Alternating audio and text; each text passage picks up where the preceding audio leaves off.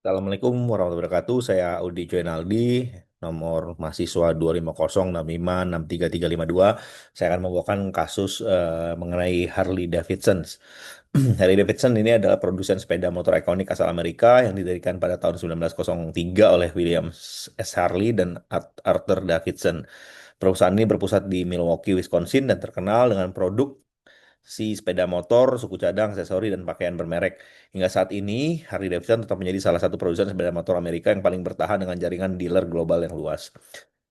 Perusahaan ini mengalami masa kejayaan diikuti krisis saat masuknya motor Jepang di tahun 1960-an, namun berhasil bangkit dan bertahan hingga kini. Perkembangan terkini mencakup ekspansi ke produk gaya hidup seperti pakaian, penggunaan strategi pemasaran modern, hingga rencana strategis jangka panjang seperti The Hardwire, yang bertujuan untuk memperkuat merek dan menjangkau audiens lebih luas.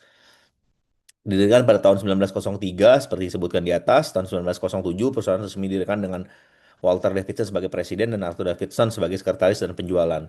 William Davidson sebagai manajer pabrik dan William Harley sebagai kepala teknik. Harley Davidson berhasil bertahan melewati depresi besar, menjadikan salah satu dari dua produsen sepeda motor Amerika yang tersisa bersama dengan Indian.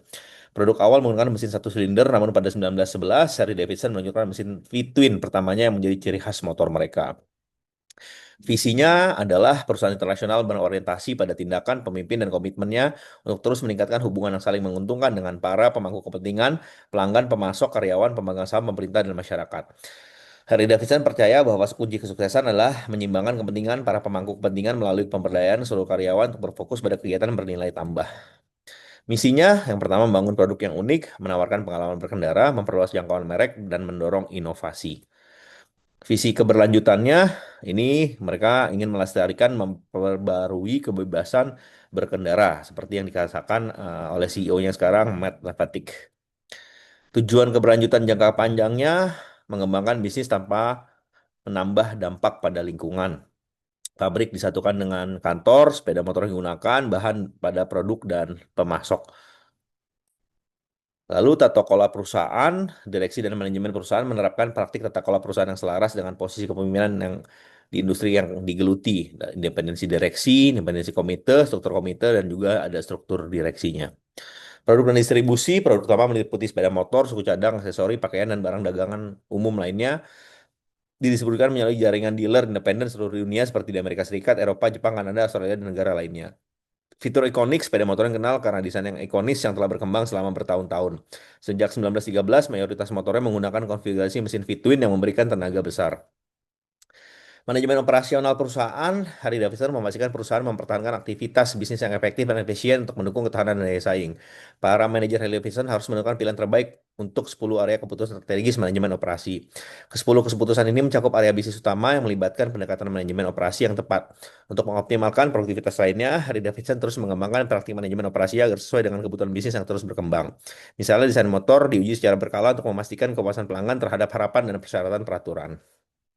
10 keputusan strategis manajemen operasionalnya mulai dari perancangan produk dan jasa, pengelolaan kualitas, perancangan proses dan kapasitas, pemilihan lokasi, perancangan tata letak, sumber daya manusia dan rencana kerja, manajemen rantai pasok, persediaan, penjadwalan, dan pemeliharaan.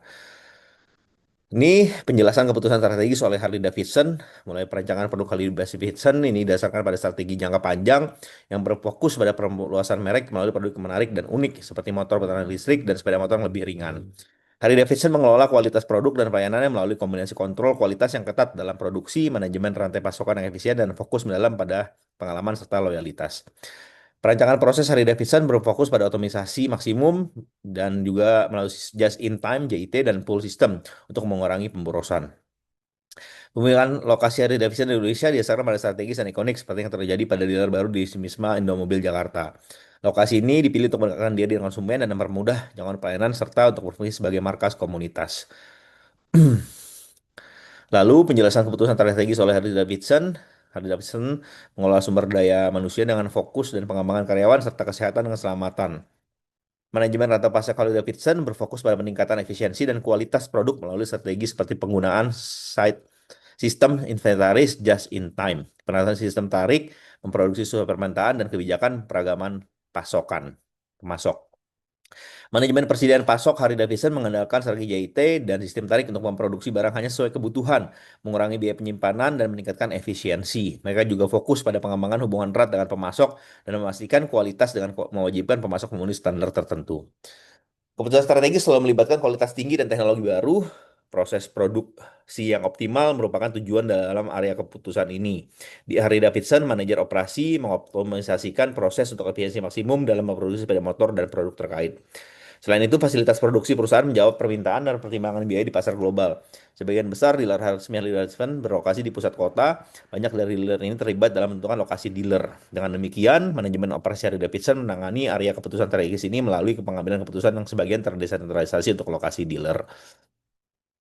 Penjualan produk Harley Davidson global 2024 memang mengalami penurunan 17% dibandingkan tahun 2023, itu sebanyak 148.862 unit. Penurunan pendapatan bersih Harley Davidson pada tahun 2024 sebesar 5,187 miliar US dollar, turun 11% dari tahun sebelumnya. Penjualan di Amerika Utara juga turun 13%. Prospek 2025 perusahaan memperkirakan pendapatan operasional HDMC akan turun sekitar 5% pada tahun 2025. Penjualan di Indonesia, peningkatan di tahun 2004, penjualan di Indonesia dilaporkan naik sebesar 80%. Target 2025, perusahaan menargetkan peningkatan penjualan di tahun 2025 didukung oleh peluncuran produk baru dan rencana penambahan jumlah dealer menjadi 6 outlet di berbagai kota. Daftar motor baru 2005 dan model-model baru seperti Road Glide CVO SD 2005 dan Street Glide CVO 2005 telah tersedia dan dapat dilihat di dealer di Jakarta. Strategi pemasaran Harley Davidson berfokus pada penciptaan cerita merek yang ikonik dan membangun komunitas melalui acara seperti Harley Owners Group, dukungan influencer, dan penawaran gaya hidup baru. Selain itu, mereka juga menggunakan penjualan personel di dealer, strategi penetapan harga premium, pemasaran digital, dan menawarkan berbagai produk pelengkap seperti suku cadang, pakaian, serta layanan keuangan dan perawatan untuk menjaga loyalitas pelanggan.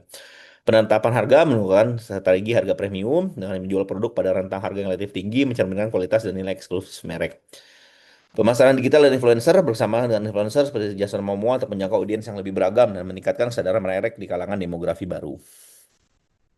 Dan ada jurnal Strategic Role of Human Resource and Automobile Industry, Case of Study of Harley Davidson. Temuan penelitian ini menyoroti keseimbangan kerja kehidupan, budaya, nilai-nilai program kompensasi dan tunjangan, manajemen senior, dan peluang karir di Harley Davidson Company. Kelebihan perusahaan yang ditemukan adalah infrastruktur yang baik, fleksibilitas dalam memilih proyek, budaya kerja yang baik, tunjangan yang baik, produk dan merek yang menarik, pakaian kasual tidak masalah, bisa pakai jeans untuk bekerja, suasana kerja yang santai, program insentif jangka panjang. Kontra dari perusahaan yang ditemukan adalah hubungan manajemen serikat pekerja yang tidak menguntungkan, peningkatan penggunaan teknologi baru masih kurang, terlalu fokus pada anggaran dan pemotongan biaya dengan sedikit perhatian terhadap kebutuhan karyawan. Beberapa kandidat terpilih yang kinerja wawancara baik ternyata tidak memenuhi syarat untuk pekerjaan tersebut. Favoritisme di tempat kerja, merekrut kandidat internasional, tidak ada investasi ulang di perusahaan menurut beberapa karyawan. Karyawan tidak dinilai atas pekerjaan mereka oleh manajemen, pengeluaran yang berlebihan untuk komputer dan mesin terbaru, tidak mampu mengendalikan penurunan pangsa pasar yang tidak terduga, tidak mampu mengatasi ancaman pasar pesaing. Lalu ada juga ini Two Side of Management in Distribution System Integration, The Case of Harley Davidson Japan. 2018 banyak dealer sepeda motor merupakan bisnis keluarga dan mereka lebih berorientasi pada penjualan jangka pendek dan tidak beroperasi hanya berdasarkan logika tanpa kepentingan emosional. Harley Davidson Jepang membentuk sistem dealer resmi yang hanya terdiri dari dealer tanpa hubungan modal dan tidak mengelola dealer secara langsung. Makalah ini mengkaji periode 91 hingga 2008 ketika Toshifumi Okui menjabat sebagai CEO Harley Davidson Jepang, di mana HDJ mempertahankan pangsa teratas di antara perusahaan sepeda motor besar di Jepang dan merupakan contoh sukses integrasi sistem distribusi bagi produsen sepeda motor lainnya. Agar dealer dapat menerapkan tujuan HDJ, sisi formal integrasi sistem distribusi HDJ berfokus pada pelembagaan, kebijakan tanpa kendali penjualan nol, dan kebijakan membangun hubungan manusia berlapis-lapis.